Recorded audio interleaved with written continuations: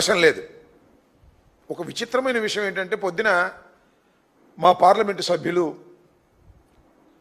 అవినాష్ గారిని అరెస్ట్ చేశారు. పొద్దున అరెస్ట్ చేసి ఎక్కడ తీసుకెళ్తున్నారో తెలియదు, కారు ఎక్కించుకు తీసుకెళ్ళారు.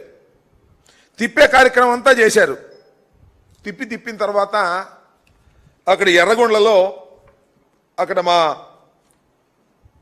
సుధీర్ రెడ్డి గారు మాజీ ఎమ్మెల్యే గారి కంట పడింది. ఏందండి అన్యాయం, ఎక్కడికి తీసుకువెళ్తారు కారులో మీరు, ఆయనకి సర్వైకల్ స్పాండిలోసిస్ ఉంది, దానికోసం మీరు కారులో తిప్పుతూ ఉంటే ఆరోగ్యం దెబ్బతిండిద్దని అడ్డగిస్తే అక్కడి నుంచి ఆయన ఇంటికి తీసుకెళ్లారు.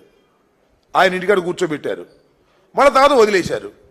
మళ్ళా వచ్చేసి పులివెందులో తన ఆఫీసులో కూర్చున్నాడు, వైఎస్ఆర్ కాంగ్రెస్ పార్టీ ఆఫీసులో. ఇందులో మన గురువు గారు వెళ్ళాడు.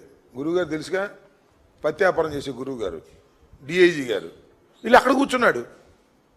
ఇక్కడేమో ఘోరంగా పక్క నియోజకవర్గాల నుంచి ఓటర్లు కాని వారు వచ్చి ఓట్లు వేస్తుంటే వారి గురించి పట్టించుకోకుండా అవినాష్ రెడ్డి గారి దగ్గరికి వెళ్ళి కూర్చున్నాడు. సాయం దాకా కూర్చుంటాడు. అక్కడ ఎందుకో మరి దేనికోసం కూర్చుంటాడో నాకు అర్థం కాల. 2 సెగ్మెంట్స్లోనూ ఆయన పరిధిలో ఉన్నటువంటి 2 సెగ్మెంట్స్లోనూ విచ్చలవిడిగా దొంగ ఓట్లు వేస్తున్నారు. పోలీసులందరికీ చెప్పేసినట్టున్నాడు కవై నుంచి కింద దాకా.